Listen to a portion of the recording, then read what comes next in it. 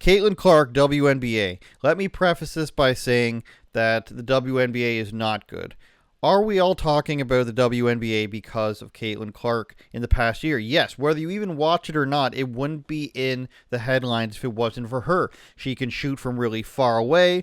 She can play better than anyone else. I watched some of her stuff in college. I've watched some highlights of her in the WNBA. I'm not going to come out here and say I'm a big WNBA fan, but I'm willing to recognize when someone's really good and the best female player of all time. She can shoot way further than anyone ever has in the WNBA.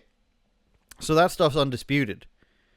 What is disputed, however, somehow, is whether or not people like her just because she's white. And the reason why people like her, or have liked her up to this point, besides the fact that she is really good at shooting the basketball from far away, which no other woman can do, or maybe very few women can do, but she does it the best. She's got the records. Another reason why they've liked her because she's stayed out of the woke business, out of the social justice business. Everyone in the WNBA has said things are racist. They've said we don't get appreciated enough. We need private flights. We don't get, endorsement deals, all this crazy stuff that turns out to be not true. They still lose money even after Caitlin Clark broke like 19 television records. She's got like the top 17 most watched WNBA games of all time, playoff records, rookie of the year, all this sort of stuff. And they were all this season, the WNBA players, saying it's racist, her support is racist and everything. And she never said anything. She would just be like, I want to focus on basketball. And that's why people liked her. Until now. Until now, Caitlin Clark has changed her tune for all of a sudden. And I'm not going to be one of these people who's just like, oh, we can't criticize her for this. What do you want her to say? You can be the most hated player in the league and still be the best. Michael Jordan did it. LeBron James does it. People said Kobe Bryant was too mean. All these sorts of things. Sidney Crosby in the NHL complained too much. Wayne Gretzky was protected by everyone. You can say all these things and have this happen to you and still be the best. And you don't have to, come out with these talking points. So first, let's hear what she said. She spoke in Time Magazine, and I wrote about this. She had this big Time Magazine article because she was Athlete of the Year, and this is what she said in it. And we can give you the full context. I've got the quote here, but I want to show you that she said this in full context. We're going to go on over to Time Magazine here. We're going to do an old Control F to find white. We're going to scroll down to what she says and really blow it up for you guys. Clark is cognizant of the racial underpinning of her stardom.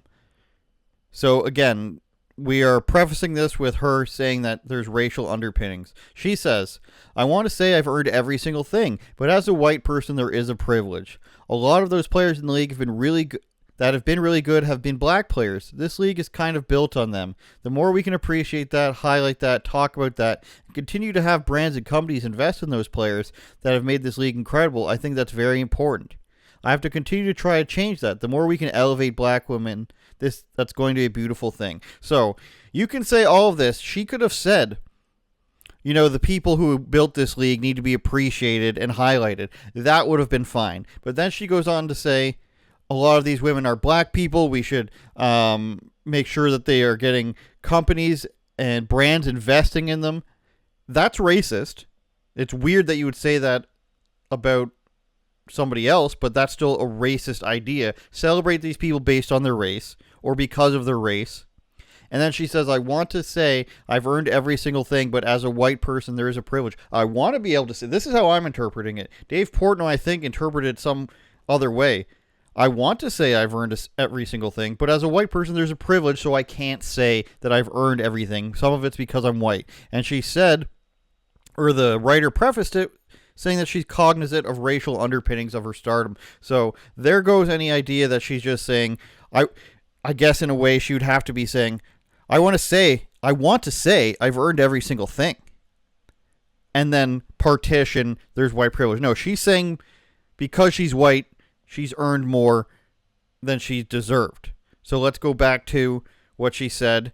after that. So I quoted this part of the interview, and then she did a little gala, I believe the night after this article came out, and she got criticized for her original remarks. I'll just read what Megyn Kelly said. She said, "Look at this. She's on the knee, all but apologizing for being white and getting attention. Please pay attention to the black players who are really the ones you should celebrate. Condescending, fake, transparent, and sad." Now, I agree with probably most of that, where I don't believe that Caitlin Clark actually believes this. I believe people came to her and said, listen, if you want us to continue to celebrate you, if you want to get this push from us, you're going to have to say the line. And she said, okay, I don't want to be mean. People think you're racist or your fans are racist, and she'll say, okay, I don't want to be mean. I'll just admit it's because I'm white. I don't believe she believes in any of it. For the record, that doesn't excuse it. So she was at an event called A Year in Time on Wednesday night, and she was asked to directly address these comments. Now let's see if we can pull it up at the exact moment here. Yes, hopefully we won't get copyright stricken for this. And I just want to know how you feel or how you respond to some of those criticisms when you have to deal with something that it's really not your problem. Like, I feel like it's them looking in a mirror a little bit, but it still comes down on your shoulders. Immediately she says it's people are criticizing her for that because they're looking in a mirror. So this host is giving the groundwork for saying, of course there's white privilege, and anyone who says there's not must be benefiting from white privilege. Stupid preface. Let's see what Caitlin has to say. I feel like I always have had really good perspective on everything that's kind of happened in my life, whether that's been good, whether that's been bad. And then obviously coming to the WNBA, like I've said, I feel like I've earned every single thing that's happened to me over the course of my career. But also, I grew up a fan of this league from a very young age. Like, my favorite player was Maya Moore. Like, I know what this league was about. And like I said, like, it's only been around 25 plus years. So I know there's been so many amazing black women that have been in this league, and continuing to uplift them, I think, is very important. And why is it so important that we uplift people by their race? Are you just saying they just happen to be black? Because if you're saying they just happen to be black, then you wouldn't have to mention that at all. But notice what she said there about her earning everything. Now she says she's earned everything. It would be a very far stretch for me to say that's what she meant the first time. I think what happened is that she said that she didn't earn everything, and that it was because of her white privilege, and she was kind of like, you know what, that's kind of crazy. I don't want to lie to myself. And now she's, sort of saying half and half. No, I did earn everything, but we also need to elevate women based on their race.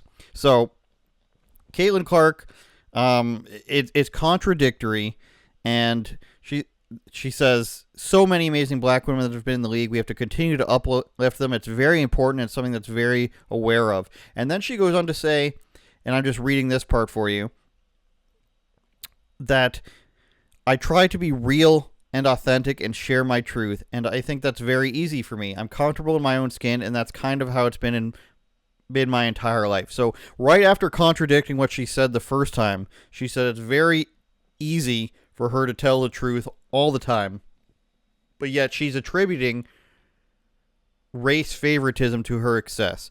And when we use these terms called share my truth, we all click on when we hear those words, and we know somebody's about to spin some bullshit. Oh, it's my truth, it's my lived experience, white privilege, uplifting voices, all this garbage. We know now that these are things that people have heard, and it sounds good to them, and echo it so that they can be part of the system. Turn it up, Jordan.